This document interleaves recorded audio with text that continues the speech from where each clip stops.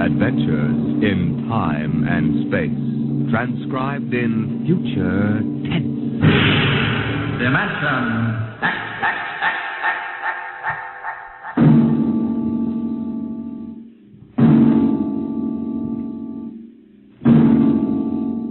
Can you predict what will come in 100 years, or in 10, or in the next minute? Some people think they can. Nuclear science, mathematicians, astronomers, biologists. They'll predict the shape of the future because they make the future. Because they see beyond the known dimensions of time and space into the unknown Dimension X.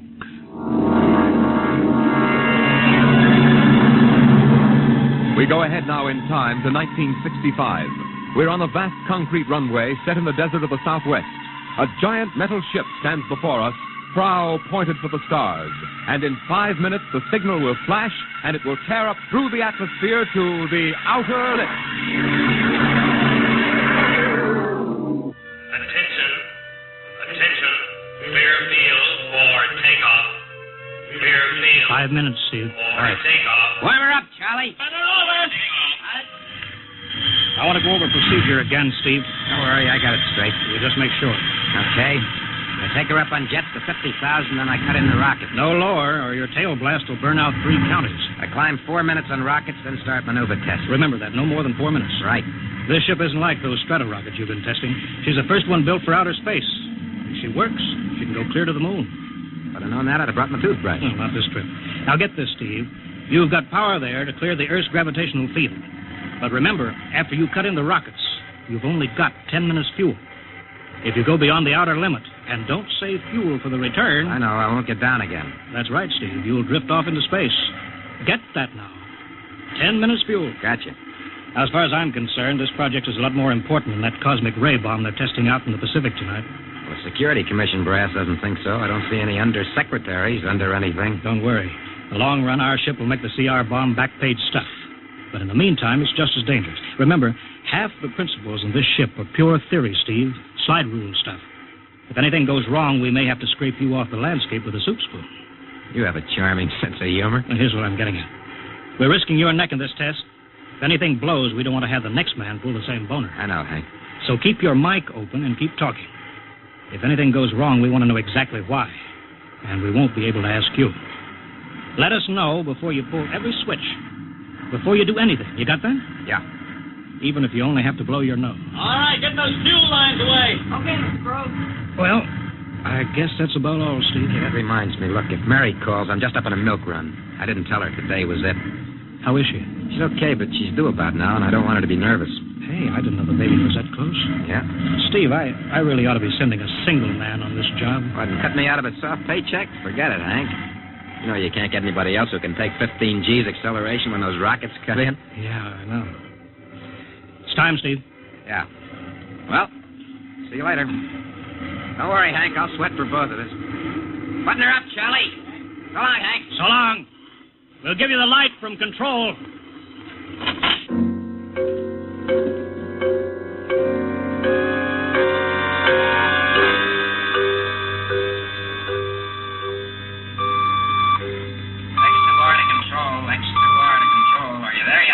Okay, Steve. Got you on the speaker. I'm ready to go. Mr. Hanson. Ready on radar, Sergeant? Check. Mr. Hanson, you better see this. What is it, Elsa? Message center for Steve. Mrs. Weston just left for the hospital. What? Hello, Steve. Yeah. Stand by a minute. Shall we hold the takeoff, Mr. Hanson? What? Oh, yes. No, wait just a minute. It's too late now. You going to tell him? Maybe he's got enough to worry about. Hey, what's holding us up, Hank? Something on your mind? No, it's nothing, Steve. I just wanted to say good luck. Clear for takeoff, Charlie? Right. Okay. Give him the light.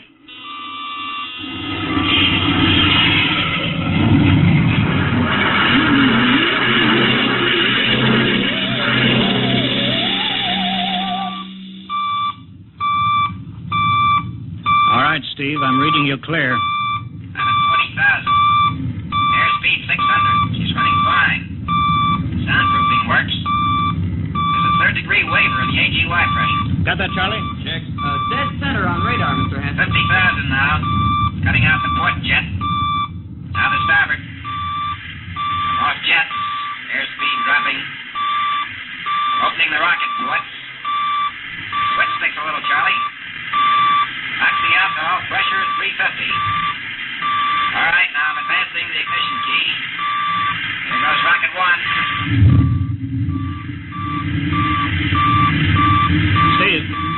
Steve, you all right? Yeah. Looks like somebody snuck in with a sledgehammer.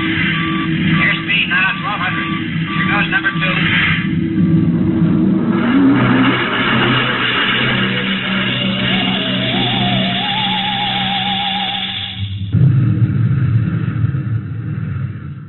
Hello, Steve. Elapsed rocket time is now 4 minutes. What's your altitude? Over to you. Speed 4,400, still climbing. Altitude 297 miles. All right, you're at the outer limit. Level off for maneuver test. You've got exactly 6 minutes fuel left. Okay. Starting a 3-degree left bank. It's a little sluggish. That's all right now. There's a low vibration someplace. Maybe the cockpit hatch. Now I'm straightening out. 5 minutes fuel left. Now I'm starting a 3-degree Hey! What's the matter? What's wrong? There's something up here. Something shining. What are you talking about? There's something above me, Hank. I'm going to chase it. Steve, you're at the outer limit now. I can see it plain now. Steve, don't go any higher. You've only got 4 minutes left. You've only got... Getting static. I can't hear you, Hank. It's dead ahead now. I'm going to make a pass at it. Get a good look. Hey, it's swerving to meet me. It's dead ahead now. It's dead ahead.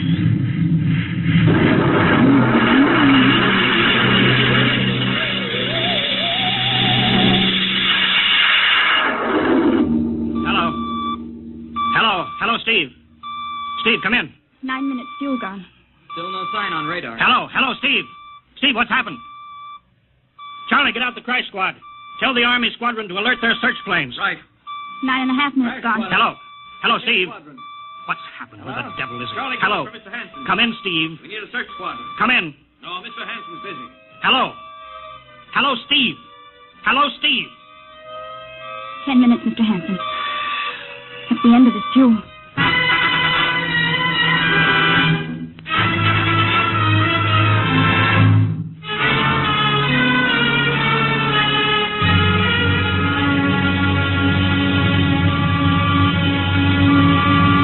How long's it been now? 10 hours, Mr. Hanson. Nothing more on radar, Sergeant? Screen's blank. Colonel Corelli called in. Search planes are back. They didn't find anything. Should be some trace. He couldn't have bailed out, could he? You don't hit the silk at 4,400 miles an hour. He went past the outer limit, ran out of fuel. Something blew, and we'll find the pieces scattered from here to the coast. Why does it have to be the best men? Always the best men. I'll get it, sir. Charlie, I'll we've take it. got to figure out what was wrong. All right, I'll tell him. Something must have blown. Mr. Hanson, Yeah. There's a message from Northside Hospital for Steve. Well, what is it? Mrs. Weston's fine. It's a boy. Thank you, Elsie. It's a boy, Charlie. Oh. Fine. It's a boy. He didn't even know she went to the hospital. How am I going to tell Mary that? Wasn't your fault, Mr. Hanson. Ship had to be tested. Yeah, we'll build another one, and some other flying fool will shoot past the outer limit into space. Oh, I'm getting old, Charlie. You can remember when I used to take them up myself. Now I've got to send other men. It's a job, Mr. Hanson. Now I'm afraid. Every time I hear a jet go off, I jump. Every time I have to send someone up in a new model, I start to sweat. Mr. Hanson. Yeah? I think there's something on the radar. No flights scheduled in, are there, Elsie? We have the whole day cleared. It's coming in behind us. Here it comes over the building. What crazy jockey is buzzing the field like that? Is that an Army plane, Charlie? I can't see. It's turning. Charlie, alert the field. I know that engine. Steve. That's impossible. Look, there's his ship. It can't be. Well, there's no other model like that. It's Steve, all right. It's coming in. Thank God. Thank God.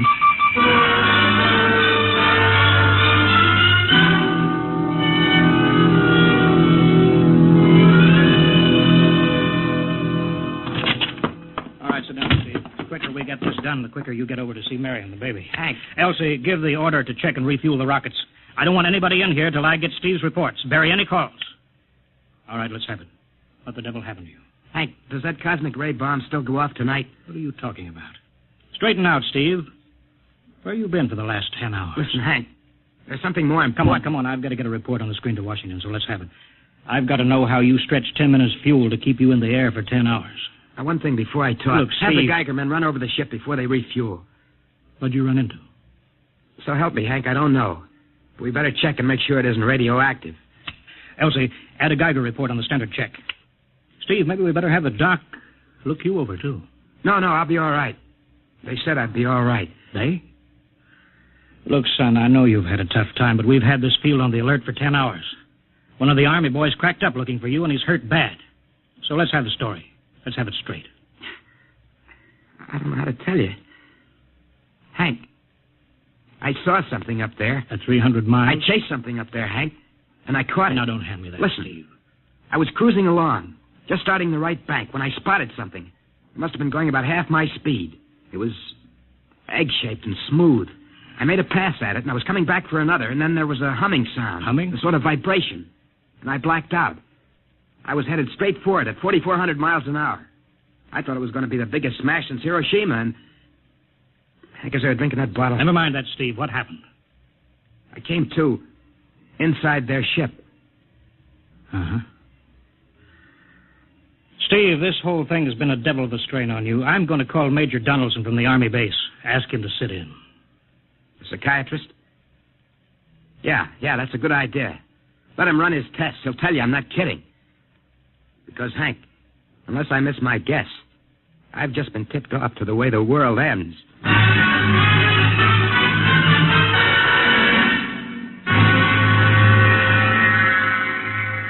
All right, Mr. Weston, suppose you continue your story. Yes, let's have it, Steve. You woke up inside the ship? Yes, and the place was jammed with machinery. Dials, blinkers. I couldn't recognize anything. And you were surrounded by these men from Mars? I didn't say anything about men from Mars. I didn't even say they were men. I couldn't see them clearly. They were just there. Where did they come from, then? Another galaxy. Millions of miles outside of our solar system. That's all I know. You figure out where they came from. And they came all that distance to find the Earth? Yes. Did they tell you that? Yes. You mean they spoke English to you? No, they didn't. It's funny. I hadn't thought. They didn't really speak to me at all. They just planted the thoughts in my mind. You mean thought transference, telepathy? Yes, that's right. Well, Steve, what brought them here? We did, Hank.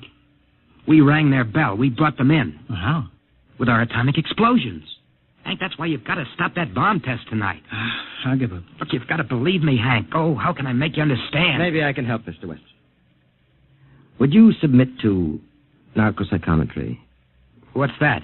Under proper drugs, I can put you back in this ship by suggestion.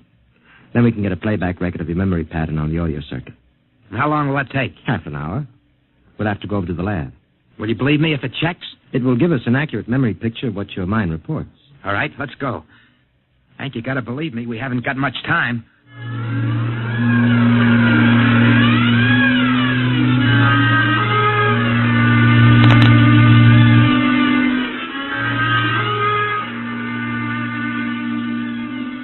You should be getting drowsy now. Count backwards from 10. 10, 9, 8, 7, 6, 6.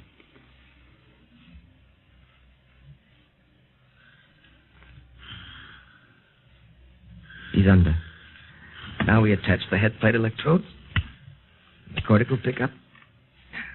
Look out for that wire, Mr. Henson. 3-0 setting. 31.3. Now throw that switch, Mr. Henson. I have to start him off by suggestion. All right, Steve. You're in your ship now. You're in the rocket. Rocket. You're in the rocket. You're in the rocket. And you've just sighted something strange. Now I'm starting at 3 degree right. What's that? Hey, there's something up here. Something shining. His memory pattern. We're picking it up electronically. There's something above me, Hank. I'm going to chase it. It's Right through the audio circuits. I'm getting static. I can't hear you, Hank. This is where we lost contact with him. I'm going to make a pass at it and... Hey, it's swerving to meet me. It's dead ahead now. It's dead ahead. Now what? This is where he blacked out. There's no telling how long, minutes or hours. What's that noise? I don't know. Quiet. Where? How did I get in here? What? Who are you? Is he seeing things? Intergalactic Patrol. What's that? What are they saying, Steve? What are they saying? It's about nuclear fission. They know about it. They know the danger of it. Long ago, they had wars that almost destroyed them. But finally, they learned. Now they've outlawed war. Go on, Steve. They patrol space. When their detector picks up an atomic explosion, they send a patrol. What are they going to do? They've quarantined us. Quarantine? They've isolated the Earth. Because we don't know how to control ourselves yet.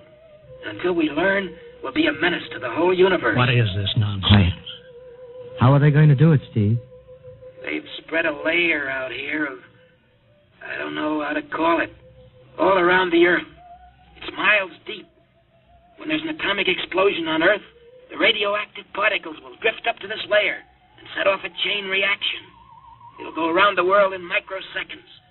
And that's the end. The end? What's he... Wait. Yes. Yes. I understand. I've got to bring back the warning. You're going to put me back in my ship to bring the warning.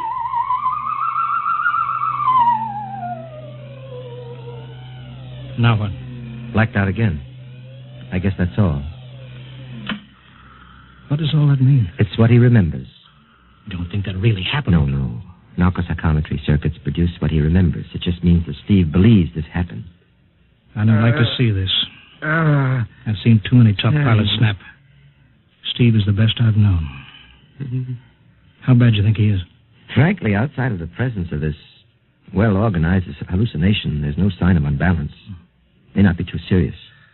If he had a more plausible story, I'd be inclined to believe him. Warning. Hank. It's all right, boy. Did you hear it, Hank? You understand? Sure. We've been quarantined. Let me give you something to make you sleep, Steve. Don't you understand? They fixed it so that if we set off one more nuclear explosion, that'll be it. Of course. Don't roll your sleeve down. You don't believe me. Now, take it easy, Steve. For the test tonight. They're setting off the CR bomb. Hank, what time is it? 11:20. Well, it's scheduled for midnight. Hank, we got to stop that bomb. Steve, let Donaldson give you the hypo. Hank, you've got to believe me. I saw them. I got the warning. If we touch off that bomb tonight, it'll be the biggest galactic 4th of July of all time. The whole Earth will go up like a Roman candle. April 10th, 1965, the end. Now, look, Steve, you better calm down. Don't you want to see Mary and the baby? You've got a new son, remember? Yeah, that's just it, Hank. I want to see my son. I want him to live. If that bomb goes off, Hank, we've got to stop them. Mr. Hanson, I think we'd better get over to the base hospital. Hank, you've got to believe Yeah, me. sure, Steve. Maybe there is something to it. Look, it's out of your hands. I'll put it in a report and shove it into Washington in the morning. In the morning? There isn't going to be any morning, Hank. Don't you understand? You've got to call Washington now. Get the head of the Security Commission and postpone that test. Now, you know I can't do that, Steve. My neck would be out a mile. Besides, this is 1965, not 45. 20 countries have atomic bombs now. What's the use of stopping just this one? The rest will keep right on popping them Well, then off. we'll have to call an international conference. Can't you understand, Hank? The first one that goes off finishes us at the end. They've given us the quarantine warning. Steve, I think you'd better go with us to the base hospital. Look, Steve, we can call up for a detail if we have to. All right. I'll go with you. You don't need a straitjacket. That's the way, Steve. You'll probably feel better by morning. Let's go.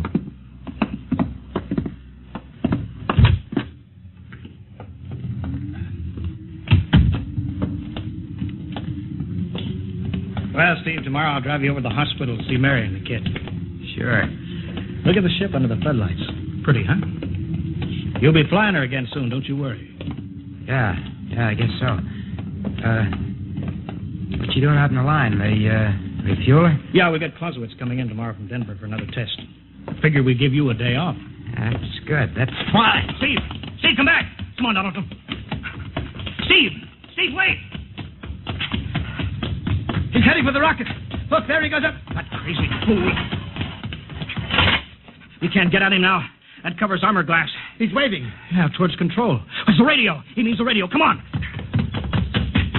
I should have gotten help. Oh, the radio's still hooked up here. Hello. Hello, Steve. Listen to me, Hank. You gotta call Washington now. Come out of that rocket, Steve. I'll call my men. Don't try anything, Hank. They've refueled the rocket for tomorrow. Take it easy, Steve. Listen, you know what'll happen when I fire the rocket tubes down here? Steve, don't. It'll burn out every building for 5 miles.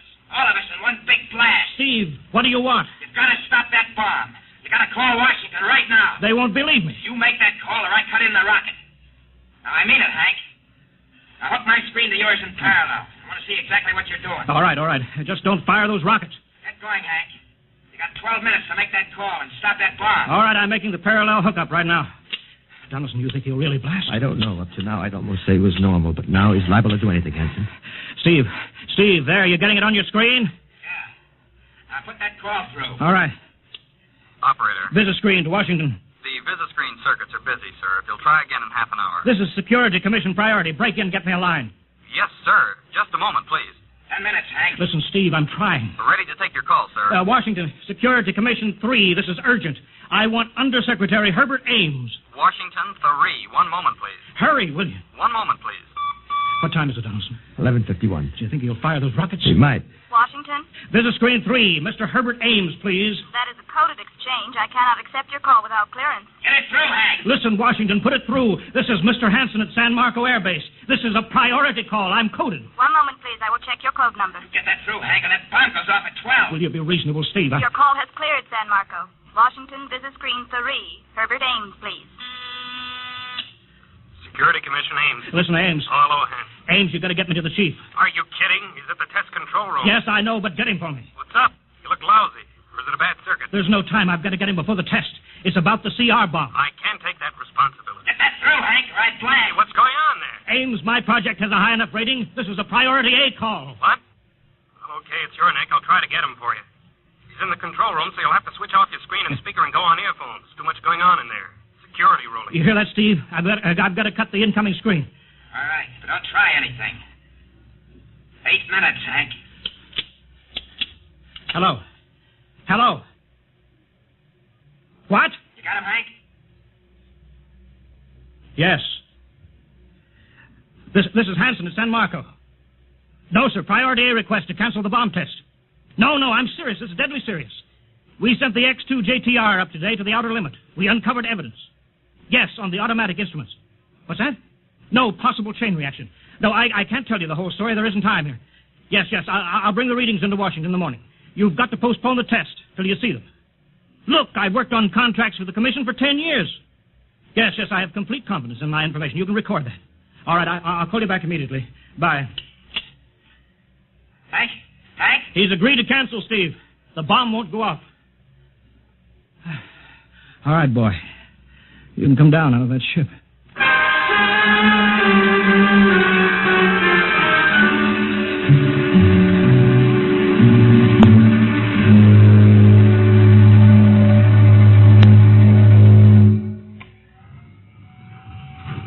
He's opening up. Here he comes. All right, Steve. Come on down. Sure, Hank. Just a second. Hank, I was scared. I was plain scared. Easy now. It's all over. The bomb won't go off. Thank God. Look, I want to see Mary and the baby. Can you get me transportation now? Oh, wait a minute. It's almost 12. They won't let you in the hospital now. I want to see the baby. Sure you do, but you've been under a strain. I've got a shot for you here, Steve. Give you a good night's sleep. All right. Roll up your sleeve. Yeah, here. There, that'll make you sleep. Sergeant will find you a bed. Yes, sir. Come on, Mr. Weston. Okay. Good night, Hank. I'm kind of beat. It's been a tough night.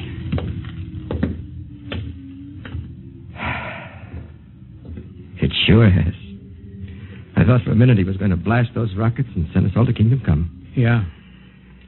Quite a stunt getting the ray bomb test called off.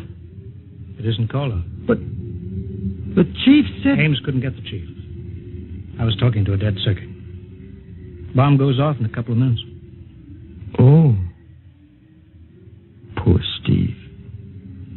He was one of the best. He was the best. 1 in 10 million. Some story of his, poor guy. For a while, he almost had me believing that quarantine. That's a very common delusion. End of the world. Yeah, I suppose so.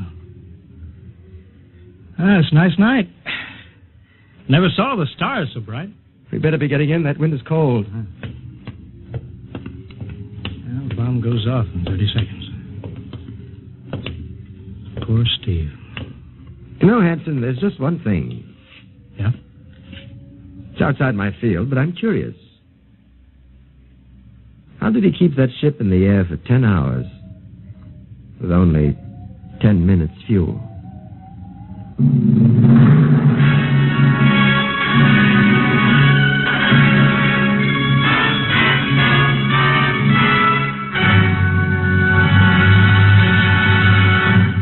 You have just heard another adventure in time, space, and the unknown world of the future. The world of Dimension X.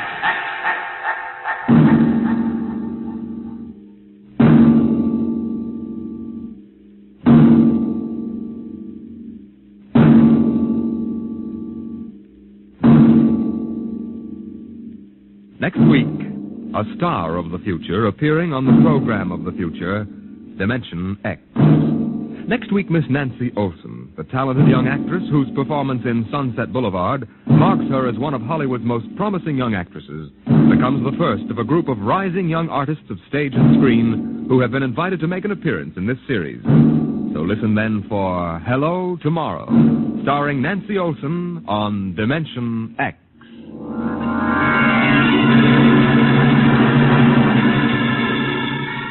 Tonight, Dimension X has transcribed The Outer Limits, written by Graham Doar and adapted for radio by Ernest Kinoy. Featured in the cast were Wendell Holmes as Hanson, Joseph Julian as Steve, and Joe DeSantis as Donaldson. Your host was Norman Rose. Music by Albert Berman, engineer Bill Chambers. Dimension X is produced by Van Woodward and directed by Edward King.